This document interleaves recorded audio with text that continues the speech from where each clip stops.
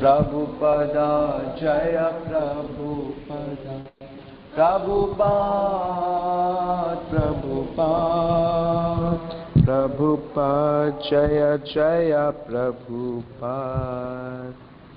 श्रील प्रभुपाद की जय। तो आपका बहुत बहुत स्वागत है इस प्रभुपाद कथा में। और जैसा हम जानते हैं कि श्रील प्रभुपाद इस समय मुंबई के एक विद्या भारती भवन, जो कि संस्कृत से कनेक्टेड एक संस्था है, जिसे के मुंशी जी ने शुरू किया, और प्रभुपाद के प्रथम शिष्य डॉक्टर प्रभाकर वहाँ के सचिव हैं। और उनके बुलाने पे प्रभुपाद बम्बई गए और वहाँ पे उन्हें गीता पढ़ाने का कार्य मिला और भी कुछ उपाधियाँ मिली, और वो उस संस्थान के साथ जुड़ गए। जनवरी के महीने में एक world academy of Sanskrit, Bharat और पूरे विश्व का जो संस्कृत एकेडमी था, उसका एक आयोजन रखा गया कुरुक्षेत्र में। और क्योंकि प्रभुपाद ऐसी संस्था से जुड़े थे, इसलिए उनको भी बम्बई से बहुत से लेक्चरर्स और मुंशी साहब और सब लोग वहाँ गए। बड़ा कार्यक्रम था और उसके जो चीफ गेस्ट थे वो थे डॉक्टर राजेंद्र प्रसाद, भारत के राष्ट्रपति।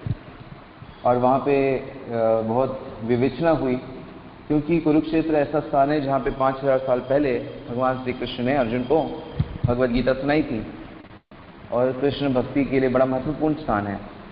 तो सभी विद्वानों ने, जो पूरे विश्व से विद्वान आए थे, सबने गीता के विषय में, कृष्ण के विषय में, संस्कृति के विषय में, संस्कृत के विषय में बहुत कुछ कहा। लेकिन प्रभुपाद ने ये देखा, क्योंकि प्रभुपाद को उसमें बोलना नहीं था उस सम्मेलन में, कि सभी ने अपना अपना राग आलापा, परंतु कृष्ण का जो संदेश था वो उसके बारे में किसी ने चर्चा नहीं करी। तो ये सब देखकर प्रभुपाद को बड़ा दुख हुआ कि इतने बड़े बड़े विद्वान जिनका नाम है, लेकिन कृष्ण के संदेश की तो इसमें कोई चर्चा ही नहीं है। और इस प्रकार हल्के सांस्कृतिक कार्यक्रम को देखकर किसी का कल्याण नहीं हो सकता। जीवन जितना गंभीर है और कृष्ण की शिक्षाओं को गंभीर रूप से स्वीकार करने के लिए एक ऐसे भक्त संगठन की आवश्यकता है, जिस संगठन में केवल भक्त हों। और उनको ये लगता है कि केवल लीग ऑफ डिवोटीज ही, जो उन्होंने संस्था बनाई है, इस काम को कर सकती है। तो इसलिए प्रभुपाद ने क्या किया कि एक अपील, एक लेटर तैयार किया और सब लोगों से ये प्रार्थना करी और अपनी बात को अच्छे से रखा कि पाश्चात्य जगत का अनुकरण करना, अपनी आध्यात्मिकता को नहीं समझना, और इस तरह कैसे जीवन के रहस्य को हम लोग सुलझाएंगे।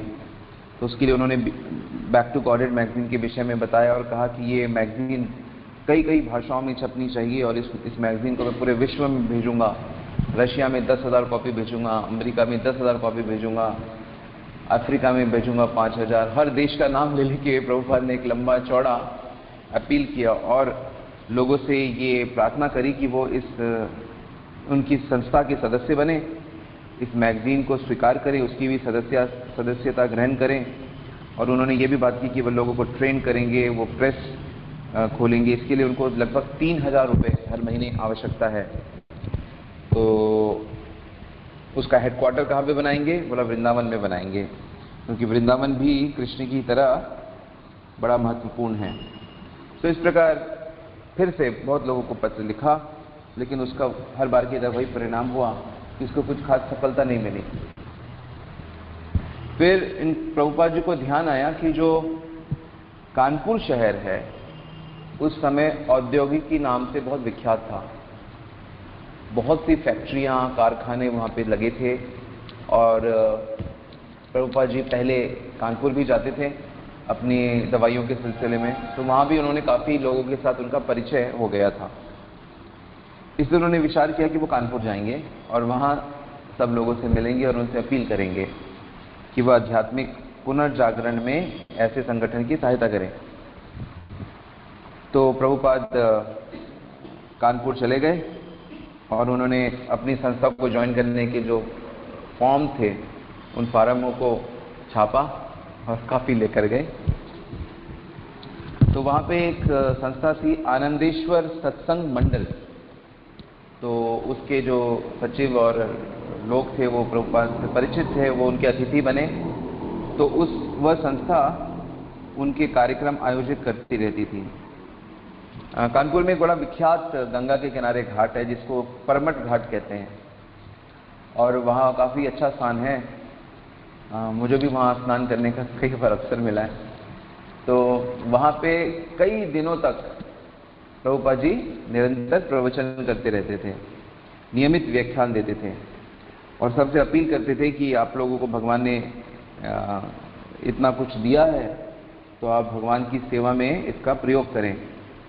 लेकिन बड़े बड़े लोगों ने भी उनकी इतनी सहायता नहीं करी और वो उनकी वार्षिक मैगजीन की सब्सक्रिप्शन ले लेते थे बस। तो बहुत प्रयास करने के बाद भी लगभग 2 महीने तक उन्होंने बहुत कार्यक्रम किए, प्रवचन किए, लेकिन इसमें भी उनको अधिक सफलता नहीं मिली। फिर वो वृंदावन वापस आए, परंतु वृंदावन में भी उनका मन नहीं लग रहा था क्योंकि वह प्रचार करना चाहते थे। तो उन्होंने सोचा कि मेरे लिए बम्बई जाना ही ठीक है, क्योंकि वहाँ पे उनका शिष्य था और वो उनकी प्रचार में बहुत मदद करता था। तो प्रभुपाद बम्बई पहुँच गए और बम्बई पहुँचने के बाद वे भारतीय विद्या भवन में नहीं रुके इस बार, क्योंकि उनके जो उनको गीता सिखाने की शिक्षा जॉब दे रखी थी वो उन्होंने स्वीकार नहीं की, क्योंकि उसमें बहुत बंधन थे। वो जैसे चाहे प्रचार नहीं कर सकते थे, अपनी बात को नहीं रख सकते थे। इसलिए उन्होंने क्या किया, वहाँ पे अलग अलग जो उनके परिचित लोग थे उनके यहाँ रहना शुरू किया और उनके घरों में प्रोग्राम्स किए और उनसे भी रिक्वेस्ट किया कि वो कार्यक्रम करवाएं। तो प्रभाकर के एक मित्र ने जब प्रभुपाद का लेक्चर सुना तो वो बहुत प्रभावित हुआ, तो उसने फिर बड़े बड़े प्रोग्राम ऑर्गेनाइज किए। इतने बड़े प्रोग्राम जिसमें 500 से हजार लोग आते थे प्रभुपाद को सुनने के लिए मुंबई में। और ऐसे ही एक विष्णु मंदिर था जहाँ पे उनका नित्य प्रवचन, कई दिनों तक प्रवचन होता रहा। तो इस प्रकार कई दिन तक उन्होंने वहाँ पे प्रचार किया और तब उनके मन में ये भाव आया कि बम्बई में तो थोड़े से लोग अंग्रेजी समझते हैं, परंतु मुझे विदेश जाना चाहिए। जैसा गुरु महाराज ने कहा है कि तुम अंग्रेजी बोलने वाले को भक्ति का ज्ञान बांटो। तो विदेश जाने की उनकी भावना दृढ़ होती गई कि मैं जब बम्बई, दिल्ली, कानपुर जा सकता हूँ तो मैं न्यूयॉर्क, लंदन क्यों नहीं जा सकता। तो उनके अंदर ये भावना बम्बई में इस बार बहुत दृढ़ होने लगी। तो उन्होंने कानपुर के एक औद्योगपति श्री वेद प्रकाश जी को पत्र लिखा, जो वहाँ के बहुत बड़े इंडस्ट्रियलिस्ट थे, और पूरे पत्र में उन्होंने यही लिखा कि भारत के जो लोग हैं वह पाश्चात्य जगत का अनुकरण कर रहे हैं और अपनी आध्यात्मिकता को छोड़ दिए हैं और इससे शांति नहीं मिलने वाली। मतलब वही बातें जो वो सब जगह कह रहे थे। तो बहुत लंबा चौड़ा उन्होंने पत्र लिखा, लेकिन वहां से भी कोई खास सहयोग उनको प्राप्त नहीं हुआ। उन्होंने अपना पूरा प्लान उनको समझाया था और इस बीच प्रभुपाद ने ये नोटिस किया कि जो आध्यात्मिक ज्ञान है उसको जन साधारण ठुकरा रहा है, उसको स्वीकार बिल्कुल भी नहीं कर रहा। और दूसरी तरफ जो अपने आप को हिंदू या धार्मिक लोग कहते हैं, वो लोग हिंदुत्व के नाम पे कुछ और ही चीजों को बढ़ा चढ़ा के पेश कर रहे हैं हिंदुत्व के नाम पे, जैसे अभी भी समाज में होता है। जो मूल हिंदुत्व में जो श्री कृष्ण की या भगवान राम की या भगवान विष्णु की जो शिक्षाएं हैं उस पर कोई खास चर्चा नहीं है। यहां तक उन्होंने नोट किया कि जो विरोधी सिद्धांत हैं उनका भी बहुत प्रचार हो रहा है। और हद तो तब हो गई जब उन्होंने एक विज्ञापन देखा जिसमें कोई मायावादी 7 दिन की भागवत कथा करने वाले थे। तो जब प्रभुपाद ने ऐसा देखा तो उनको बड़ा ही आश्चर्य हुआ कि माया किसी को भी नहीं छोड़ रही है।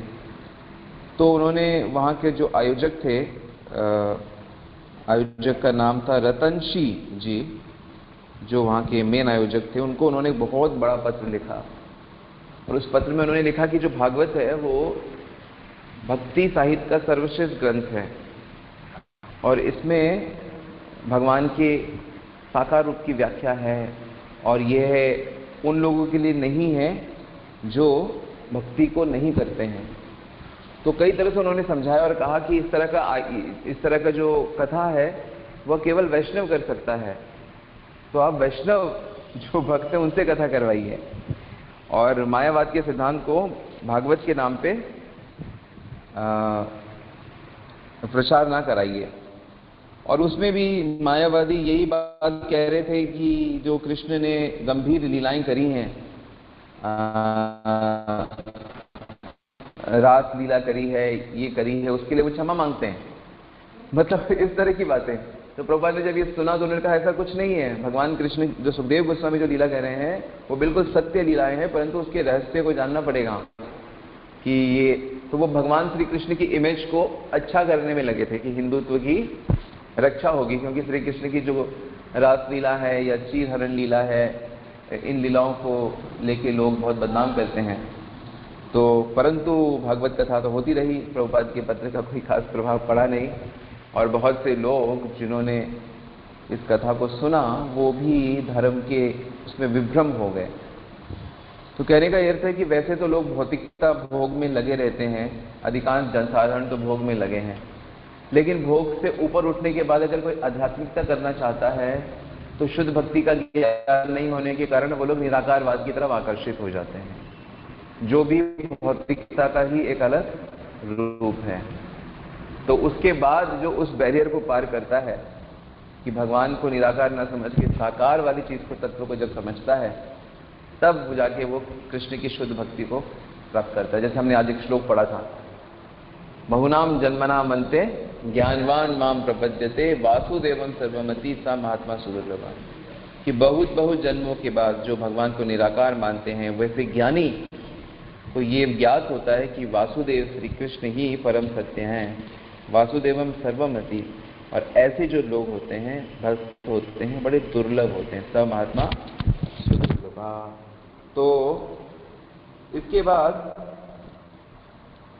कार्यक्रम ऐसे ही चलता रहा। फिर प्रभुपाद ने हार नहीं मानी, उन्होंने बड़ी हिम्मत जुटा के पंडित नेहरू को, प्रधानमंत्री को पत्र लिखा, क्योंकि पंडित नेहरू एक बार अभय के दुकान में इलाहाबाद आए थे चंदा इकट्ठा करने, तो एक मित्र के रूप में उन्होंने उनको पत्र लिखा और उस पत्र में उन्होंने यही बात बताई कि आप जो औद्योगिकरण की बात करते हैं कि औद्योगिकरण से पुनर्जागरण होना चाहिए, परंतु भारत का जो पुनर्जागरण है वो आध्यात्मिक संस्कृति के माध्यम से ही हो सकता है। आप कहते हैं कि जो हमारा देश है वो बहुत दरिद्र है, लेकिन वास्तव में जो दरिद्रता है वो ज्ञान की दरिद्रता है। दरिद्र वो नहीं है जिसके पास मोटर नहीं, गाड़ी नहीं, सुविधाएं नहीं, वो दरिद्र नहीं है। उन्होंने उदाहरण दिए चाणक्य पंडित का कि चाणक्य पंडित पूरे भारतवर्ष के पहले प्रधानमंत्री थे, लेकिन वो एक छोटी सी कुटिया में रहते थे और जरा सा मिनिमम वेजेस में वो काम करते थे। तो वो क्यों दरिद्र बने हुए थे? क्योंकि उनके पास आध्यात्मिक पूंजी थी। और उन्होंने साथ में गांधी जी का उदाहरण दिया कि गांधी जी को देखिए, गांधी जी बिल्कुल एक धोती में रहते, एक धोती एक चादर में, और बिल्कुल साधारण जीवन जीते हैं। क्योंकि वो दरिद्र हैं क्या? तो वो दरिद्र नहीं है, उनके पास क्या है? आध्यात्मिक संपत्ति है। तो हमारे देश के जो सर्वोत्तम महानतम जो नेता हैं, भक्त हैं, वो भक्त हैं सब। तो इस तरह नेहरू जी को कई तरह से समझाने का प्रयास किया, लेकिन उसका कोई उत्तर तो आया नहीं हर बार की तरह।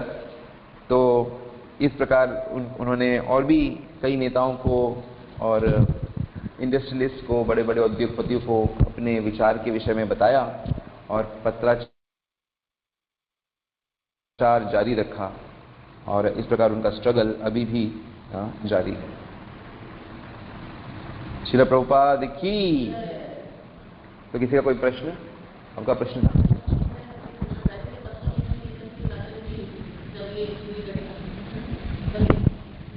अभी तक उन्होंने ऐसे कोई ग्रंथ नहीं लिखा। उन्होंने अभी केवल back to Godhead back to Godhead magazine ही लिखी थी अभी तक। अभी उन्होंने कोई ग्रंथ नहीं लिखा, कोई किताब नहीं लिखी अभी तक, सिर्फ मैगजीन लिख रहे हैं अभी।